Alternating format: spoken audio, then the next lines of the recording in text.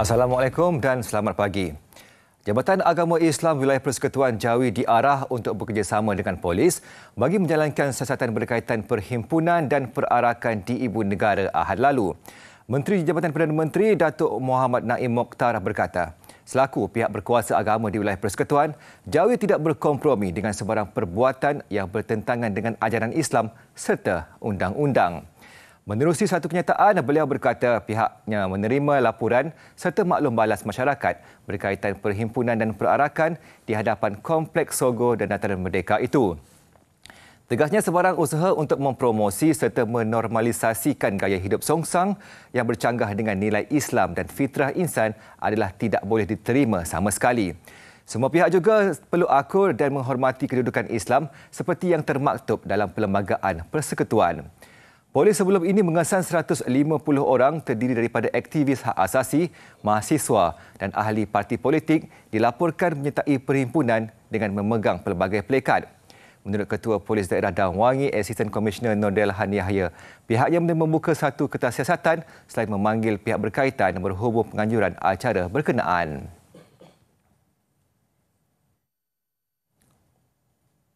Kementerian Belia dan Sukan KBS menafikan dakwaan projek artikel 11 Jom Ziarah sebagai usaha menyamaratakan kedudukan agama di negara ini.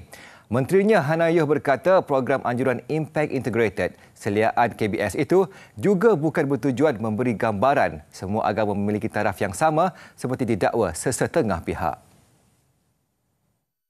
Tegasnya, program terbabit adalah usaha untuk mengendali perbezaan agama supaya sifat saling hormat-menghormati dalam kalangan masyarakat ditingkatkan. Supaya dengan cara itu, masyarakat Malaysia yang berbilang agama dan bangsa ini boleh hidup rukun damai, lebih harmoni dan lebih bertoleransi. Pelaksanaan program melawat rumah ibadat bukanlah satu perkara yang baru. Kementerian Perpaduan Negara juga pernah mengadakan lawatan ke rumah ibadat. Tambahnya, program berkenaan juga tidak membabitkan penyertaan belia Islam. Sebagai bekas yang dipertua Dewan Undangan Negeri Selangor dan ahli Dewan Undangan Negeri Subang Jaya, beliau memahami kedudukan agama Islam dalam perlembagaan Malaysia. Justru ahli parlimen segambar itu menyifatkan dakwaan melibatkan pihak kementerian itu sebagai tuduhan melampau. Kerajaan tidak berkompromi dalam soal memastikan golongan maha kaya membayar cukai. Perdana Menteri Datuk Seri Anwar Ibrahim berkata, beliau telah mengarahkan siasatan terperinci dilakukan terhadap mereka yang melarikan wang negara termasuk nama individu yang disenaraikan dalam Pandora Papers. Saya telah arahkan supaya semua siasatan dilakukan termasuk Pandora Papers. Malangnya ada yang berhormat di Tasik Gulugo pertahankan orang yang pelari cukai ini kerana gunung kes lama. Saya tak peduli lama baru. Kalau kamu tipu atau rasuah atau curi wang negara, bayar balik. Beliau berkata demikian bagi menjawab soalan ahli Parlimen Tanjung Karang, Datuk Dr. Zulkafli Hanafi di Dewan Rakyat mengenai sama ada kerajaan akan mempertimbang untuk memperkenal semula cukai barangan dan perkhidmatan GST. Jelasnya kerajaan juga kekal dengan pendirian untuk tidak melaksanakan semula GST berikutan pendapatan rakyat yang masih rendah berbanding negara yang mengguna pakai GST. Beliau turut yakin hasil bakal dikutip dan penguasaan kutipan yang cekap mampu menambah pendapatan negara. Dalam perkembangan lain, Menteri Ekonomi Rafizi Ramli menjelaskan beliau tidak mengenali pihak yang bertanggungjawab menghantar bungkusan berisi ubat gigi ekstrak daun ganja yang dihantar ke alamatnya dan Perdana Menteri Datuk Seri Anwar Ibrahim di Pulau Meranti Jumaat lalu. Beliau berkata bungkusan itu telah diserahkan kepada pihak polis untuk tindakan lanjut. I don't know, it's sent to the office. And then, I don't open it myself. It's addressed to the Prime Minister and myself. None of us basically take weed. So, I think it's a waste. Jadi, sudah tentu, dia dihantar terus ke balai polis lah. Media sebelum ini melaporkan bungkusan berisi ekstrak daun ganja yang dialamatkan kepada dua ahli politik dirampas menerusi serbuan di sebuah hub kurier di Puchong. Polis merampas satu tiub ubat gigi bercorak daun ganja seberat 80 gram dalam satu bungkusan kotak. Semakan mendapati barang berkenaan dibeli pengirim melalui sebuah platform e-dagang beralamat di Indonesia. untuk dokumen untuk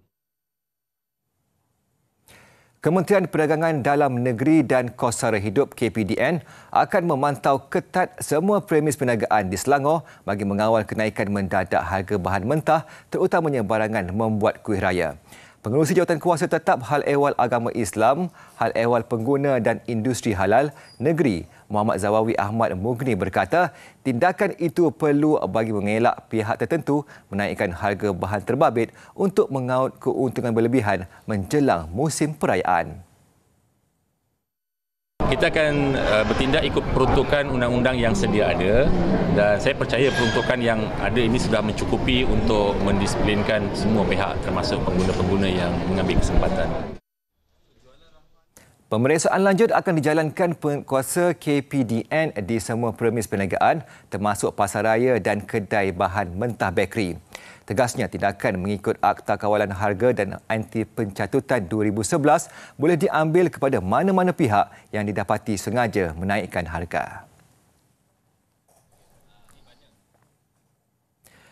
Menjelang sesi baru persekolahan minggu depan, masih ramai ibu bapa di sebahagian besar kawasan terjejas banjir di Johor terpaksa sekali lagi berusaha mencari kelengkapan anak untuk kembali ke sekolah. Ini kerana persiapan awal keluarga berpendapatan rendah termasuk di Kampung Sentosa Damai Johor Bahru tidak dapat digunakan kerana terjejas air banjir. Bagi suri rumah Nur Ain Jaafar, dia sudah membeli kelengkapan persekolahan 4 anaknya. Namun semuanya tidak dapat diselamatkan selepas air naik mendadak. Pendapatan suaminya yang bekerja sebagai pengawal keselamatan hanya mampu untuk membeli keperluan sekolah yang penting seperti buku dan alat tulis. Lama saya basuh lah. Saya basuh yang agak-agak boleh pakai tu saya pakai lah. Yang mana yang tak boleh tu buang lah. Nak buat macam mana kan. Yang tak boleh hilang kesan lumpur tu. Bawa masa sekarang ni dengan nak beli buku sekolah lagi. Nak naik anak-anak nak naik sekolah lagi. Banyak keperluan lagi yang penting kan. Jadi mana yang dapat boleh pakai tu kita pakailah. Nasib sama dialami keluarga Rita Marlina Sumati yang hanya mampu menyelamatkan dokumen penting dan terpaksa membiarkan kelengkapan sekolah 3 anaknya direndam banjir. Masa sebelum banjir adalah so-so kan kita tak tahu nak banjir. Lepas tu dalam seminggu lah saya beli barang sekolah. Tu saya naik. Mana yang boleh pakai saya pakai. Saya hantar pergi dobi lah. Yang tak boleh saya buang lah. Katanya, pendapatan suaminya sebagai tukang rumah tidak tetap menyebabkan mereka kali ini bersekolah dengan kelengkapan sesi persekolahan yang lepas. Majlis Agama Islam dan Adat Melayu Terengganu Maidam mengesahkan hanya seorang ahli politik yang memiliki tauliah menyampaikan ceramah dan kuliah di masjid dan surau di negeri itu. Yang di-Pertuanya Datuk Syekh Harun Syekh Ismail berkata, tauliah itu diberikan kepada Pengerusi Jawatankuasa Pembangunan Insan, Dakwah dan Penerangan Negeri Muhammad Nur Hamzah yang juga adun Bukit Payung. Itu dipengerusikan oleh Datuk Mufti dan adik yang kuasa dia yang menukar kuliah tu. Kita yang ni lalu dia bertabiran lah. Jelasnya pentauliahan itu hanya diberikan kepada Menteri Agama atau Exco Agama yang dilantik dan akan digugurkan sekiranya individu berkenaan tidak lagi memegang jawatan berkenaan. Bagaimanapun, mana-mana ahli politik di negeri itu yang berminat mendapatkan tauliah terbabit boleh mengemukakan permohonan kepada pihak Jabatan Hal Ehwal Agama Negeri. Maidam sebelum ini mengeluarkan kenyataan semua ahli politik termasuk ahli parlimen, adun dan anggota Dewan Negara tidak dibenar menggunakan masjid serta surau di seluruh Terengganu sebagai pentas kuliah atau ceramah. Larangan itu bertujuan memastikan masjid dan surau tidak disalahguna selain mengelak pengisiannya bercampur aduk dengan unsur politik kepartian. Penduduk Kampung Forest, Sandakan, Sabah dikejutkan dengan penemuan mayat seorang remaja perempuan di belakang sebuah rumah semalam. Mayat mangsa berusia 15 tahun itu ditemui orang ramai kira-kira jam 10 pagi sebelum kejadian berkenaan dilaporkan kepada pihak polis. Ketua Polis Daerah Sandakan, Asisten Komisioner Abdul Fuad Abdul Malik berkata, mayat remaja perempuan itu ditemui tidak berpakaian dalam kawasan semak dan berlumpur.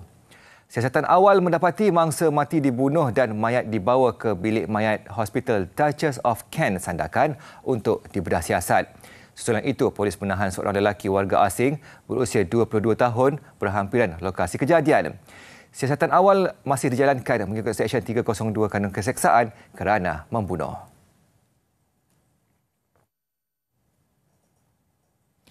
Kes jenayah penyalahgunaan dadah mencatatkan jumlah tertinggi didaftarkan di Kelantan iaitu 3,683 kes. Ketua Hakim Negara Tun Tengku Maimun Tuan Mat berkata, angka itu sebahagian daripada 13,579 kes sivil dan jenayah di semua peringkat mahkamah di Kota Baru tahun lalu. Katanya daripada 6,412 kes jenayah, kesalahan berkaitan dadah paling banyak didaftarkan. Ia membabitkan 72 kes di bawah Seksyen 39B Akta Dadah Berbahaya 1952 di Mahkamah Tinggi serta 254 kes di Mahkamah Seksyen dan 3,357 kes kesalahan dadah di Mahkamah Magistrate. Pada masa sama, kes kesalahan seksual terhadap kanak-kanak yang didaftarkan di Mahkamah Seksyen Kota Baru juga amat membimbangkan, iaitu 59 kes berbanding 18 kes jenayah seksual dewasa. Kes demikian juga diberikan keutamaan menerusi pengendalian prosiding dalam Mahkamah Khas Jenayah Seksual Kanak-kanak. Parti Rakyat Malaysia PRM bakal bertanding di 15 kerusi Dewan Undangan Negeri Dun Pulau Pinang pada pilihan raya negeri PRN Kelab. Antara kerusi yang disasarkan termasuk Dun Sungai Pinang, Air Putih, Pulau Tikus, Pantai Jerejak, Teluk Bahang, Air Hitam, Bayan Lepas dan Tanjung Bunga. Timbalan Presidennya Datuk Muhammad Eza Muhammad Noor berkata, 5 kerusi yang disasarkan di seberang perai pula masih diperhalusi pimpinan parti. Jelasnya terdapat maklum balas daripada segenap lapisan masyarakat termasuk tokoh korporat serta badan bukan kerajaan NGO yang mahu kerajaan pimpinan DAP diberikan saingan selepas mentadbir negeri itu selama 15 tahun. Tidak ada pembangkang yang kuat. Ya, kalau dulu tentulah musuh tradisi DAP ni MCA, tapi MCA dah masuk PH pula. Jadi habis dah tu. Gerakan yang masih lagi di blok pembangkang tetapi tidak menampakkan satu saingan yang kuat dalam menghadapi DAP khususnya. Dalam pilihan raya umum ke-15, PRM bertanding di 5 parlimen di negeri itu dan tewas di semua kerusi berkenaan. Yang di-Pertuan Agong Al-Sultan Abdullah Riayatuddin Al-Mustafa Billah Shah berkenan meluangkan masa bersama rakan baginda di Pusat Konservasi Gajah Kebangsaan PKGK Kuala Gandah Lancang di Temeloh Pahang. Keberangkatan Seri Paduka Baginda bersama 13 rakan baginda yang pernah menjalani latihan di Royal Military Academy Sandhurst RMAS United Kingdom UK itu disambut pemangku Raja Pahang Tengku Hasanal Ibrahim Alam Shah. Kesemua rakan baginda yang menjalani latihan bersama pada 1978 dan 1979 tiba dari UK Ahad lalu.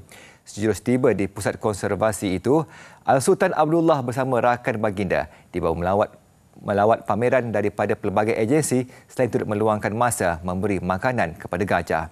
Al-Sultan Abdullah turut berkenan menyantuni pengunjung yang hadir ke pusat pelancongan itu.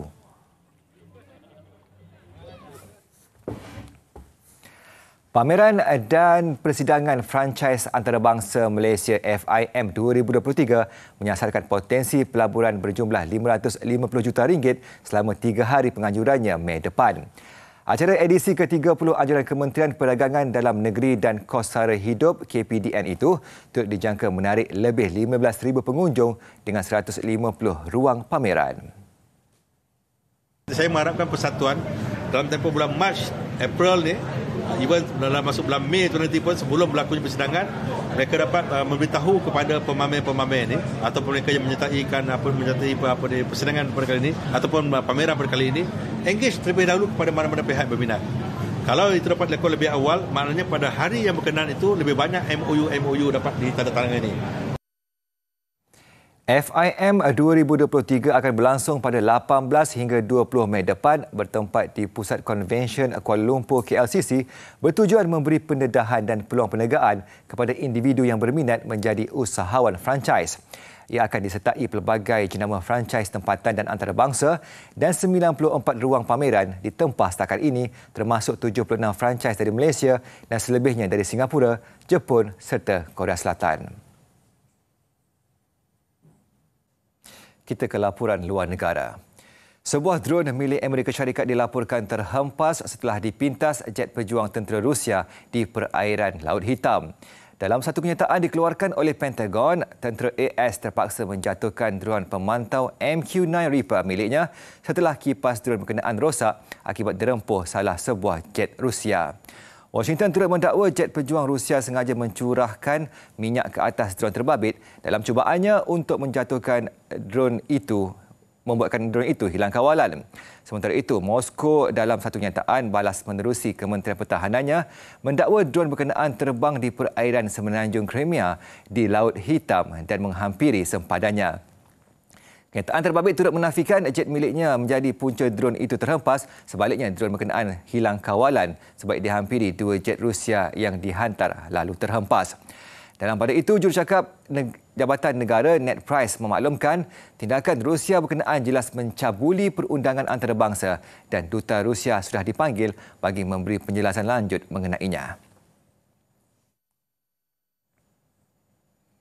2 maut dan 2 daripada 9 mangsa cedera kritikal akibat dirempuh sebuah van di Bandar Amchu, Quebec, Kanada. Mangsa yang maut masing-masing lelaki warga emas berusia 70 dan 60 tahun. Polis menerima panggilan melaporkan insiden pejalan kaki dirempuh sebuah van jam 3 petang. Media tempatan melaporkan pemandu van berkenaan ditahan atas kesalahan langgar lari hingga menyebabkan kematian.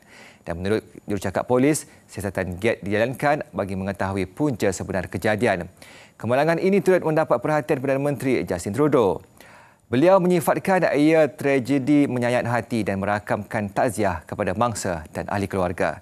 Insiden ini sebulan selepas seorang pemandu bas didakwa merempuh pusat asuhan di Montreal yang mengorbankan 2 kanak-kanak. Kita ke laporan sukan. Kelab Hoki Terengganu THT meneruskan dominasi pada kempen Piala TNB dengan meraih kemenangan selesa ke atas UiTM pada aksi separuh akhir pertama. Jang John Hyun dan Ismail Abu masing-masing menjaringkan 2 gol membantu kemenangan besar 5-1 THT ke atas UiTM. Pertemuan Tenaga Nasional Berhad TNB dan Maybank pula berakhir dengan keputusan seri 2-2. Masih segar dengan gelaran juara Liga, Kelab Hoki Terengganu THT meneruskan dominasi apabila merakam kemenangan 5-1 ke atas UiTM pada aksi separuh akhir pertama Piala TNB. Ismail Abu membuka jaringan THT seawal minit kedua sebelum dia menggandakan kedudukan pada minit ke-18. Minit ke-21, Jang John Hyun menjadikan kedudukan 3-0 selepas menyempurnakan pukulan sudut penalti. Dan gol kedua peribadi John Hyun menyusul pada minit ke-42. Sekali lagi hasil gol sudut penalti untuk kedudukan semasa 4-0 memihak THT. Minit ke-56, UiTM sempat menjaringkan gol sagu hati hasil sentuhan Wan Haziq Hishamuddin Wan Amir Ruzman. Namun pesta THT belum berakhir dengan Faizal Syahari sempat menambah 1 lagi gol pada minit ke-58 melengkapkan kemenangan 5-1 pasukan. Bekalan cukup selesa untuk aksi timbal balik esok. Sementara itu, Negeri Sembilan semakin menghampiri pentas final Piala Vivian Mesos selepas menang aksi separuh akhir pertama semalam. Negeri Sembilan gah mengatasi wakil Terengganu THLT MSN dengan kemenangan bergaya 4-1. Turut meraih kelebihan KPT Uniten Thunders yang berjaya menundukkan Young Tigers 2-1. Negeri Sembilan nyata berada dalam kelas tersendiri ketika mendapat Terengganu Hockey Ladies THLT pada aksi separuh akhir pertama di Stadium Hockey Nasional Bukit Jalil.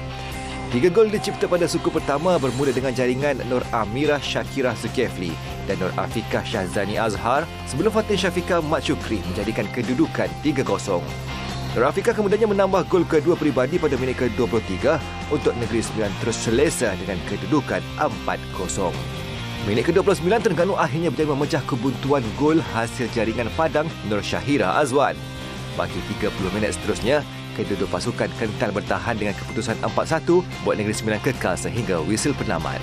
Kedua-dua pasukan akan bertemu lagi esok untuk aksi timbal balik separuh akhir. Gandingan Ong Yu Sin dan Teo Yi mengetuai cabaran 3 wakil negara mara kepusingan kedua badminton All England. Mereka turut diiringi pemain perseorangan lelaki Eng Ziyong yang garang menundukkan wakil Indonesia Sheshar Hiren Rustavito dalam permainan street set. Bagaimanapun, cabaran gandingan wanita Perlitan dan Emtina berakhir seawal pusingan pertama selepas tumpas kepada pasangan Jepun Mayu Matsumoto dan Wakana Nagahara.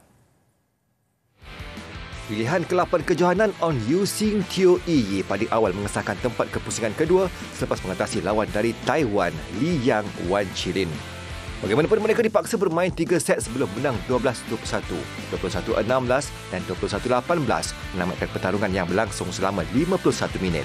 Turut ke pusingan kedua, pemain persoalan negara Ziong jelas berada dalam kelas tersendiri apabila melakar kemenangan straight set ke atas wakil Indonesia Sheshar Hiren Rustavito 21-9 dan 21-12 hanya dalam tempoh 36 minit. Gandingan campuran Tan Kian Meng dan Lai Pejing juga menempah tempat ke pusingan kedua. Mereka yang turun selaku pasangan pilihan ke-6 kah bangkit dari ketinggalan sebelum ceria mengatasi satu lagi wakil Indonesia, Rinov Rivaldi dan Pita Hanintias Mentari dengan kemenangan straight set 21-19 dan 21-18. Bagaimanapun, nasib berbeza dialami gandingan wanita yang juga pilihan ke-5 kejohanan Perlitan dan Emtina. Terdepan pasangan Jepun Mayu Matsumoto dan Wakana Nagahara, Perlitina berjaya bangkit dari kekalahan set pertama untuk mengheret permainan ke set penentuan. Namun nasib lebih menyebelahi pasangan dari Jepun itu yang menang 21-13, 15-21 dan 21-15 dalam masa 55 minit. Dan sekian Buletin Pagi. Teruskan menonton TV3. Saya Sabi Abdul Malik. Assalamualaikum dan salam hormat.